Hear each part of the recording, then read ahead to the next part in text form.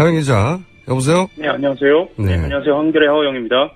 아니, 이게 스튜디오에 나와야지 어디 간 거예요, 지금? 아, 죄송합니다. 저희가 서울을 좀 벗어나 있는 상황이어서요, 일 때문에, 예. 지방 취재? 뭐 자세한 것도 뵙고 말씀드려야죠. 네, 지방 취재. 한겨레 수석이기 때문에 한겨레를 위한 지방 취재. 보다도 방송이 더 중요하죠. 다음부터는 지방 취재는, 이날, 겹치는 날 잡지 마시고. 피해서, 예. 자, 예. 이 박지만 회장 비서 사망 건에 대해서 아무래도 여쭤봐야 될 것 같은데, 이 사망건이 좀 경찰에 의해서는 좀 이례적으로 다뤄진 부분이 있다 싶은데, 예. 이례적인 부분 혹은 좀 특이점, 뭐 의혹이라기보다 특이점들을 좀 짚어주시죠. 먼저 이 말씀 좀 드려야 할 것 같아요. 경찰이 굉장히 많은 관심을 갖고 있고요. 그리고 특히나 혹시나 그 미진한 수사로 지적을 받을까봐 뭐 이러저러하게 이야기를 좀 많이 하고 있습니다. 뭐 특히나 진행자께서도 그 미리 심근경색을 말씀하셨잖아요. 예. 그 경찰도 아마 심근경색일 것이다라고 미리 이야기는 하긴 했어요. 아, 그렇군요. 이런 예. 그러니까 요 이야기는 네. 부검 결과가 발표되기 전부터 경찰에서는 심근경색일 거라고 얘기를 미리 했다는 거죠. 부검도 안 했는데. 사실은 이제 그 국과수의 공식 발표와 아니면 국과수에 들어가서 이제 보통 보여지는 모습을 보고 이제 판단하는 모습들도 있지 않습니까? 네. 좀 뭐 그런 모습을 보고 판단했는지 좀 디테일하게는 좀 더 들여다봐야 할 것 같습니다. 하지만 그 정확한 것은 부검 결과가 나오기 전에 아마 그럴 것이다라고 추정을 한 것이죠. 이것을 어떻게 판단을 했냐면 일단 당사자로 알려진 그 비서분이 화장실에서 안방으로 가는 사이에, 그러니까 욕실에서 안방으로 가는 사이에 이제 일이 벌어졌다는 거거든요. 그리고 경찰의 현장 분석 판단으로는 그렇죠. 샤워하고 나오다가 쓰러진 것이다. 예. 그렇다고 본다면 일단 그걸로 봤을 때는 자살로 보이지는 않고요. 그리고 외부 침입 흔적이 없고 이야기하면서 CCTV나 이런 거 확인했을 때는 흔적이 없고요. 그리고 지금 확인되지 않은 것은 휴대전화 분석이나 이런 건 좀 확인이 안 돼 있는데요. 그걸 좀 더 들여다봐야 하지 않을까 싶은데 지금 경찰로서는 일단은 수사를 더 진행하지는 않을 것으로 그렇게 판단하고 있습니다. 이거와 더불어서 오촌 조카 살인 사건도 재수사 방침은 없다라고 이야기를 하고요. 한 가지도 좀 이례적이라고 말씀을 드릴 수 있는 거는 경찰청장이 직접 나서서 이 사건에 대해서 특이점이 없다라고 좀 언급한 부분도 있습니다. 네, 특이점이 없었으면 하는 바람이 강력히 느껴지는데 경찰청장도 이례적으로 직접 이 사안에 대해서 언급을 했고 그리고 경찰청장 역시 발표되기 전에 그러니까 국가수검 결과가 나오기 전에 부검 심근경색이라는 단어를 거론하셨어요. 네. 예. 이 부분이 이례적이죠. 보통은 이제 부검 결과를 보고 말을 해야 하는데, 부검 결과가 나오기 전에 심근경색을 미리 화장실에서 나와서 쓰러진 것만 보고 알 수 있는가. CCTV에, 침입의 흔적이 없는 것이 꼭 심근경색의 증거는 아니지 않습니까? 네. 뭐, 그렇죠. 예. 네. 그거하고 심근경색. 의혹을 가질 만한 상황이 아니다. 의혹을 가질 만한 상황이다. 이렇게 정확하게 얘기했습니다. 네. 의혹을 가질 만한 상황이 아니고. 문제가 없다는 이야기죠. 그런데 여기서 특이점은 그러니까 경찰이 부검 결과 나오기 전에 이미 심근경색을 얘기했다는 것과 그리고 경찰청장이 심지어는 그 거론을 했다는 것과 그리고 경찰청장이 이 사건에 대해서 그러니까 이상한 점이 없다는 거를 미리 말했다는 것. 뭐 이런 거죠. 예. 보통은 이제 조심스럽죠. 보통. 예, 조심스럽습니다. 보통 장례식장 취재가 기자들한테는 굉장히 어려운 취재인데요. 네. 근데 이 유가족들의 태도를 보면서 이 사건의 심각성이나 사건을 바라보는 유가족의 태도를 좀 알 수가 있거든요. 유가족의 특이점도 있습니까? 예, 이례적인? 예. 굉장히 좀 저희들이 봤을 때는 좀 특이한 상황인데요. 네.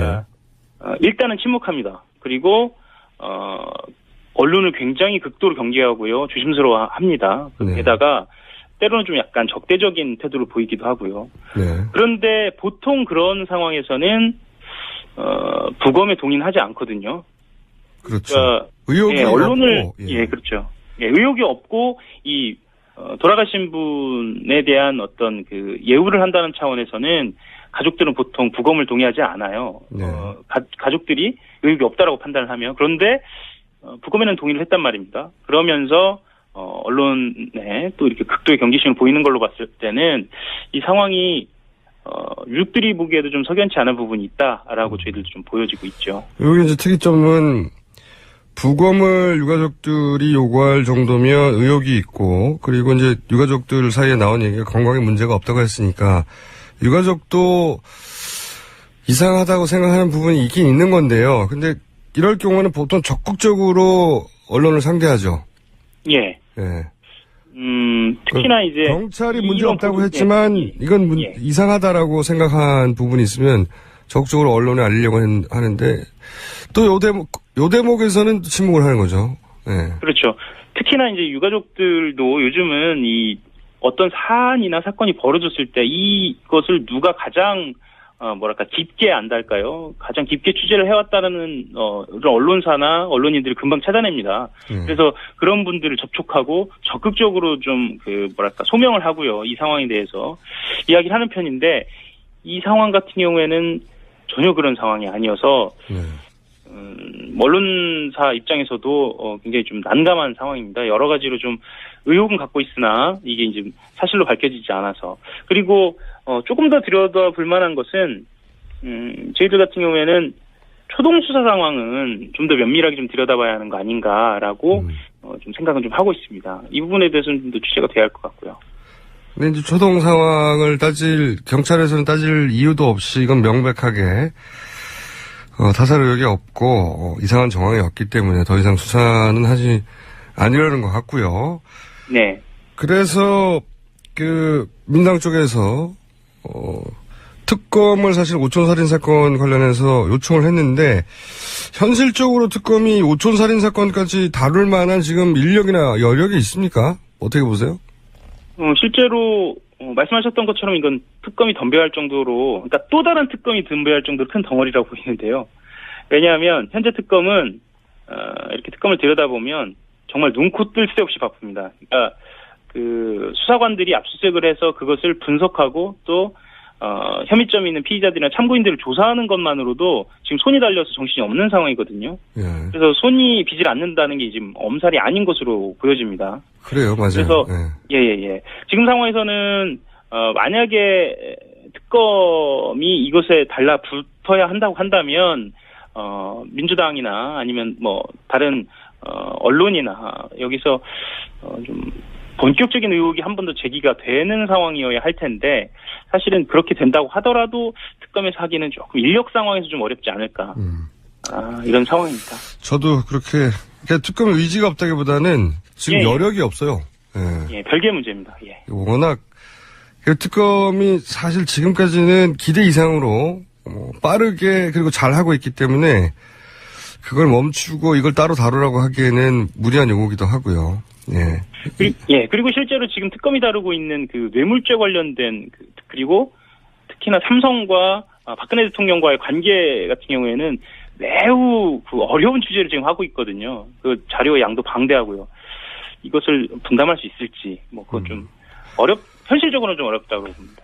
현실적으로는 그런데 그럼에도 불구하고 이 사안이 이대로 묻히기에는 너무 의혹이 많고 너무 우연이 많고 또 우연히 사망한 사람이 너무 많고 우연히 한두 번이어야죠. 예. 말씀하셨던 것처럼 오촌조카 살인사건과 관련된 인물 중에 그 사람이 증언을 할 수 있느냐 없느냐를 떠나서 정말 주변 인물들까지 이런 비극적인 상황을 맞이하고 있다는 것에 대해서도 실제로 처음으로 이 사건을 대하는 일선 기자들도 좀 굉장히 이해하기 어렵다 이런 태도입니다. 다들. 네. 처음 접하는 기자들도 이해하기 어렵다고 하면 저는 어떻겠어요.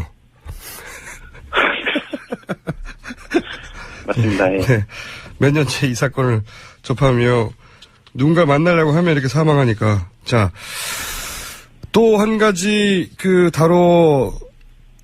하영 기자의 아이템이라고 보여지는 게, 지금 이 최순실 게이트에 붙어 있지만, 그 전만 하더라도 이제 박지원 원내대표 마크맨으로 국민의당을 취재하셨으니까 제가 네네. 여쭤봐야 될 것 같은데, 거기 상황이 좀 급하게 돌아가요. 특히 안철수 전 대표가 미국으로 출국을 해버렸습니다. 갑자기. 예. 근데 이게 이제 상황을 설명을 잠깐 하자면, 본인이 지원했던 김성식 의원이 원내대표, 예. 를 목표로 출마했던 김성식 의원이 더블 스코어로 졌어요. 맞습니다. 그러다 보니까 사실상 본인이 영입했다고 할 수 있는 몇몇 의원도 자기 편이 아니라는 게 드러나 버린 거죠.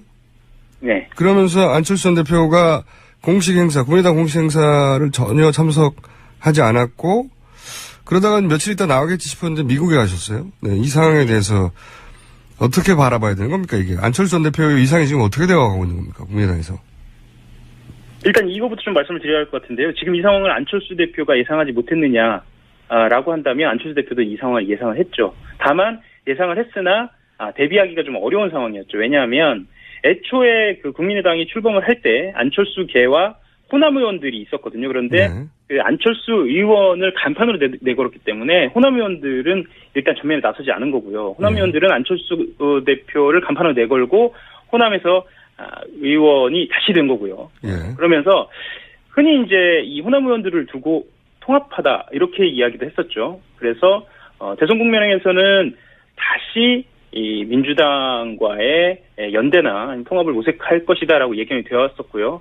그 과정에서 안철수 대표가 지지율이 빠지면서 호남 의원들이 결집을 한 걸로 보이고요. 안철수 대표로서는 지금으로서는 이 호남 의원들을 달래거나 설득하기보다는 제3지대를 모색하고 있지 않은가라는 관측도 보여지고요. 근데 이제 이게 참 애매모호한 상황인 게요.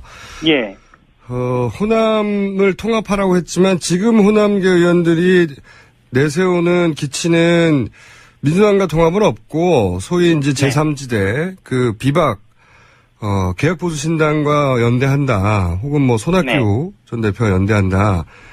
이렇게 얘기하고 거꾸로 안철수 전 대표가 초반에만 하더라도 초반이라고 하면 이제 최순실 게이트 전국의 초반만 하더라도 본인이 제3지대 얘기로 해석될 만한 얘기를 많이 했는데 예를 들면 유승민 전 대표가 탈당을 하면 연대할 것처럼 그런 얘기를 쭉 해왔거든요. 근데 이제 전면적으로 그 비박계와도 연대하지 않는다. 혼자 간다는 식으로 입장이 확 바뀌어버렸어요. 서로.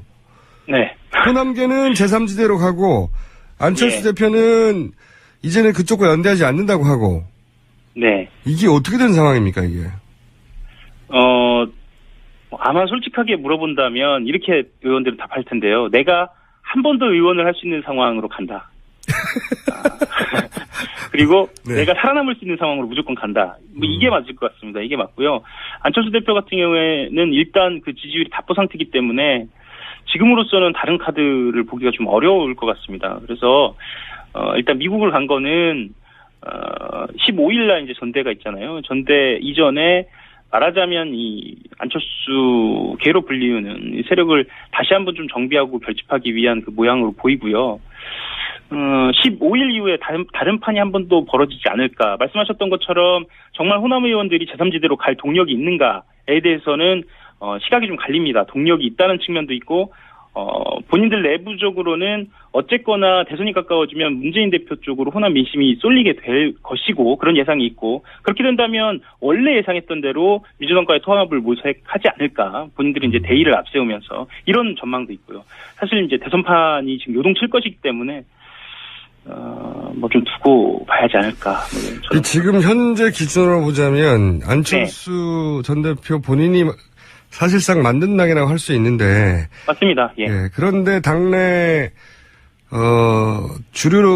숫자로는 주류라고 할 수 있는 호남계 의원들에 의해서, 뭐랄까요, 외면당하고 있다. 이렇게 말할 수 있거든요. 그러다 보니, 당 내가 아니라 당 밖의 일반 국민들에게, 호소를 하는 선택을 하기 시작한 것 같은데요. 네네. 직접. 그러니까, 국민의당, 현재 호남계 주류와는 자신은 다른 길을 걷는다고 하는 그런 이미지를 보여주기 시작하려고 하는 것 같은데, 근데 이게 과거에 이런 모습으로 효과를 거뒀죠. 민주당 내에 있을 때. 그렇죠. 네. 예. 민주당 내에 있을 때 예. 문재인 대표 시절에 그 주류하고는 다르게 걷는다. 맞습니다. 그래서 이제 근데 그때와 지금하고 조금 상황이 다른 게 그렇죠. 본인이 만든 당인데 이게 이번에는 예. 일단 본인 지지율이 좀 많이 떨어진 상태이고 두 번째로는 정동영 의원이 여전히 전북에서 본인 스스로의 어떤 입지를 갖고 있다 이렇게 판단하고 있고 그리고 박지원 대표의 태도도 좀 봐야 할 것 같고요. 일단 전당대회 지난 다음에 당대표가 된 후에 어떤 행보를 걸을 것인가를 좀 봐야 할 것 같고요. 그래서 지금 상황으로서 안철수 대표로서는 좋은 상황은 분명히 아니다 이렇게 보여집니다. 그래요. 민주당에 있을 때는 이제 그게 적절한 전략이었는데 본인이 이제 피해를 당하고 있다.